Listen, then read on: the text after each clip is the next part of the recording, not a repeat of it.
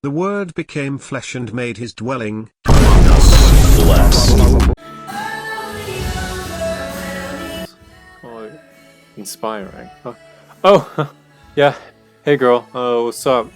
No, don't mind me. I'm just, reading my Bible, the book of Esther, actually. And, I just find a strong biblical woman so inspiring. I really hope to marry one day, Hey, you like these? Yeah, got those from a Top Man or Urban Outfitters earlier today. Hey, what do you think of this tattoo idea I got? Drew that in with ballpoint pen earlier, and I'll be 18 eventually, so that might be cool.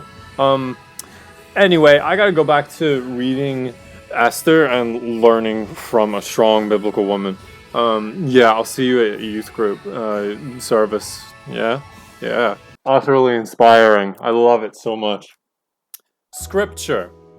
More than just a method for young boys to convince young girls that I'm really spiritual and you should date me.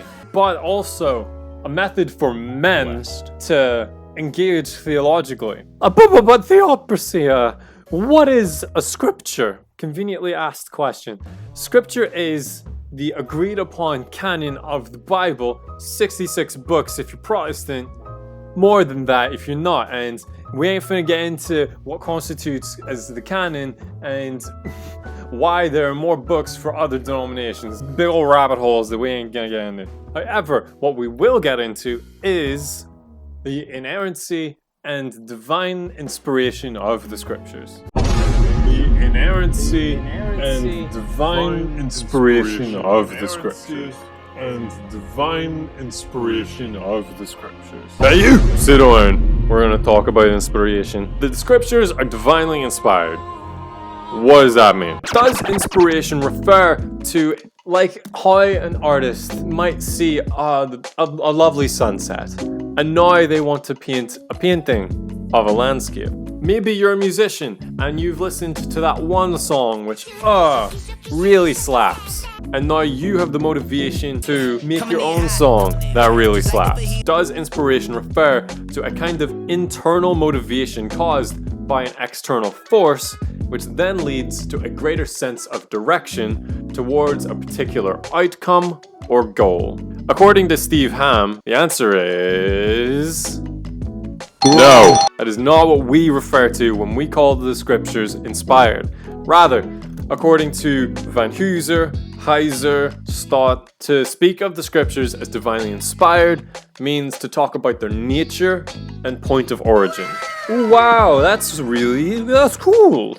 Alison McGrath points out that believing the scriptures are inspired was a belief held in the early Christian church, and he cites Philo of Alexandria to prove his point. And BB, I was young, restless, and reformed before you were, Warfield, makes a case in defense of the doctrine by citing theologians throughout history, which, that's really cool. Wait, is it in scriptures? Wonderful question. The proof text that we're going to be looking at is 2 Timothy 3:16, which states that all scripture is divinely inspired by God. Ooh, wow, yeah, that's really cool. Now, that word inspired in the original language is Theopnuestos. God breathed out, which, I would like to add, only appears in the Bible once. Which then leads to a question. How am I supposed to know what Theopnuestos is supposed to mean in this passage if it's never used any other time? It's a real question you gotta ask yourself, A common tactic for interpreting the Bible is use scripture to interpret scripture. When you come across complicated passages, interpret it in light of less complicated passages. Also, you should never build an entire theology on one verse. That's a bad idea. Here's a variety of passages which talk about how God throughout history has spoken through his prophets. Look at this one. Look at that one too. Wow. John Stott explains very rightly that God breathed, Theopnuestos, does not refer to God breathing into the authors or how he may have transformed their words into inspired words. Nice. Rather, what does God breathed mean? It means that what the authors themselves wrote was breathed out by God. Oh, wow, very cool, very...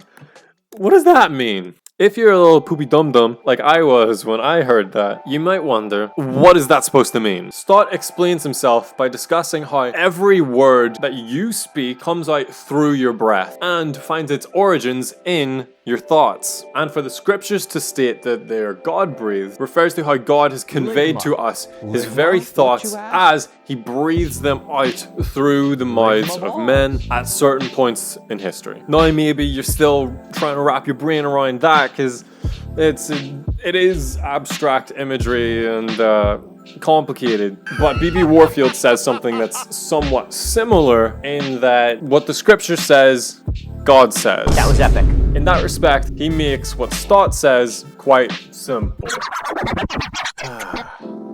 Maybe a little too simple.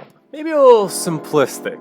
Whilst Warfield's claim is, true in its assertion, and it's great at appreciating the divine authorship of the scriptures, there's a risk that he runs in not appreciating the human authorship of the scriptures, in which he doesn't fulfill the full picture and appreciation of the scriptures' origins and their nature. Better statement would be to say something like, what the scripture says, God and the authors co-communicate throughout certain points in history.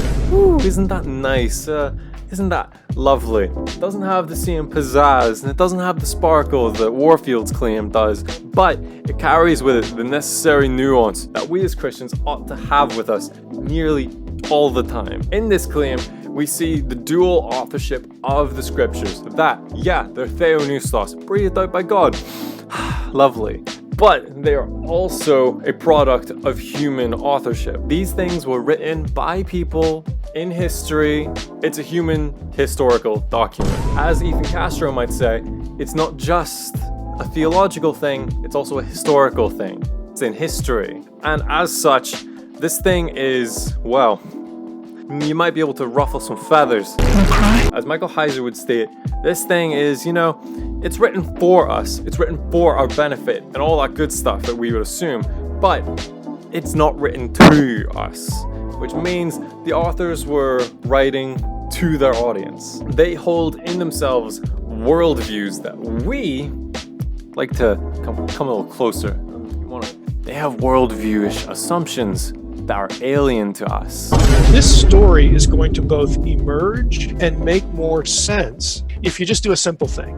If you just read the Bible with the ancient Israelite in your head, just try to read it through their eyes. Don't make it use your vocabulary. Don't make it answer your questions. Realize the Bible was written to them, but it's written for our benefit. But it wasn't written to us, it's written for us. So try to understand the author the way he was trying to communicate to his audience. Now, in the church, a lot of people, they'll pay lip service to this and they'll start talking about pottery, donkeys, and all this archaeological stuff. They'll skip the worldview stuff because that's threatening. Because they've bought into the X-Files view of the Bible, that the Bible has to be unique. It can't be like this other stuff. Didn't they live back then? Aren't they people? Are they like super people? I mean, I say crazy things in churches like, hey, we ought to have a view of inspiration that actually conforms to what's in the Bible. Well, wouldn't that be cool? The Bible's fine if you just let it be what it is. It'll be fine. It's going to survive. It'll be here, and it will come alive to you in ways that you never really realized that it could. And then you can start asking yourself really important questions like, wow, I do have questions in my own modern world. I wonder what the biblical text can sustain. That's right. Ooh, yes. Whoever the heck wrote the book of Genesis has wildly different assumptions about reality than we do. The Apostle Paul, yes, has wildly different assumptions about reality than we do. And that's not a bad thing. Just because their worldviews are different doesn't mean that's a bad thing. As we stated in the previous video, you can never have a culture-free gospel. That is because the gospel itself is located in a very specific cultural context to which it has been culturally conditioned. And that's not a bad thing. We just need to try and understand what that original culture is like and then we need to read the scriptures as if we are from that cultural context. Now that is assuming that we're trying to really study the scriptures. If you're treating the scriptures like it's just a devotional thing, which is perfectly fine, it helps to understand the original context. So yeah, what the scripture says, God and the authors co-communicate throughout certain points in history. A simple claim, which when realistically examined, I don't think really has that much controversy to it. Unless if you were to perhaps claim that the scriptures are either not inspired, or if you were to perhaps try and argue that the scriptures are only the words of God. But as a method for theological engagement, why is it that scripture is the chief authority? Part of the answer to that question comes in our very definition, that your boy's divinely inspired and inerrant. As such, this source for theology has the authority to criticize the rest of the sources for theology. To reference Martin Luther, sola scriptura, not necessarily that scripture is literally the only methodology that you use, but that it is the chief authority which has supremacy over the rest of the authorities, like tradition, reason, and experience. The opposite, you're diminishing the need for the Bible with all this tradition and reason and methodology. If your method for scripture is that it is the only method you will use, solo scriptura, if you will, then I'm afraid to say you would run a similar risk that the various cults from a couple hundred years ago also ran. Jehovah's Witnesses, Mormons, blah blah blah. I've been looking for you.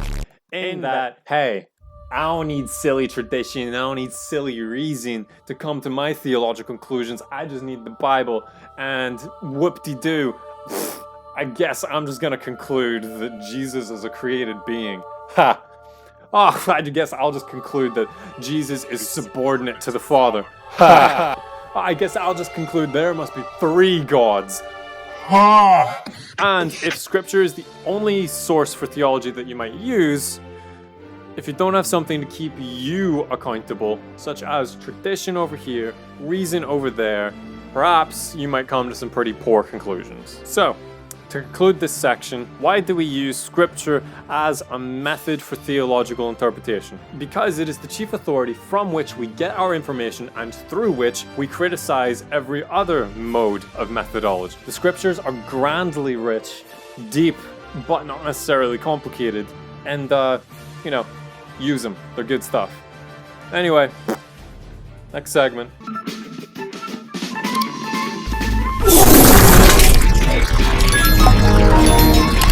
Christian